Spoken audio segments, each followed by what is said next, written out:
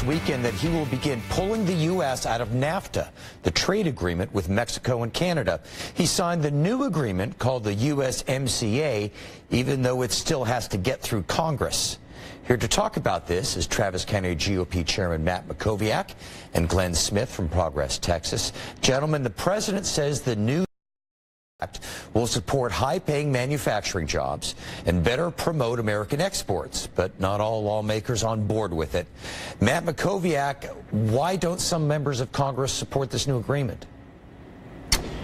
Well, most of the complaints I've seen have been on the Democratic side, and they're sort of regular Democratic issues like labor and human rights protections, the kinds of things that they often want, I think, perfection to be the goal as it relates to trade. That said, look, what's interesting to me about this is the president used the relationship and the economic relationship with Mexico as leverage against Canada. I mean, Canada really did not want to update NAFTA, and they didn't want to offer any concessions.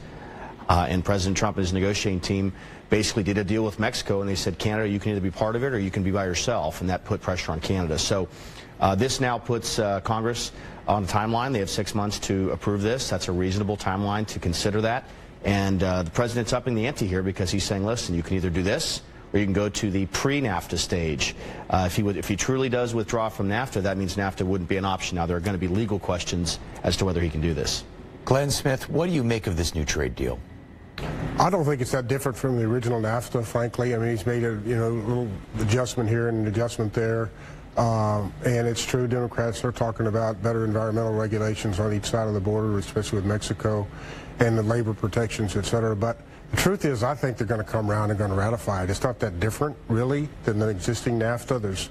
And I think they'll get it done in the time frame. I think Trump announced this little threat because he likes to act tough. And now when they ratify it, he'll say, I made them ratify it with my threat. I don't think he needed to do it. I think he knows he didn't need to do it. I think he just likes to say that kind of thing because it makes him look tough. So, Matt Mackowiak, you're pretty confident that Congress will approve this new trade deal?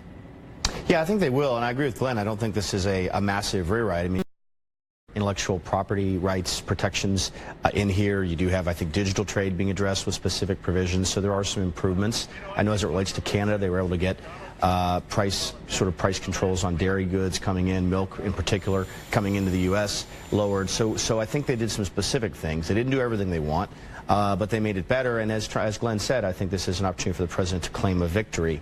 He is, as I said, upping the ante. Congress now needs to either vote up or down on this proposal over the next 6 months, and we'll see where we are. And Glenn, you sound like you're pretty confident Congress will approve. The Democratic House will approve this deal. I agree with Matt. I think they will.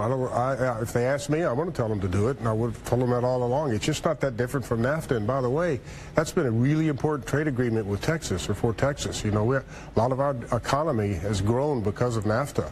So I think our members, Republican and Democrat, would do us well to go ahead and ratify this thing on behalf of Texans and our economy here. NAFTA's been very good for Texas. Great point. Okay, we got to wrap it up. Glenn, Matt, thank you both very much. Thank you. Thanks.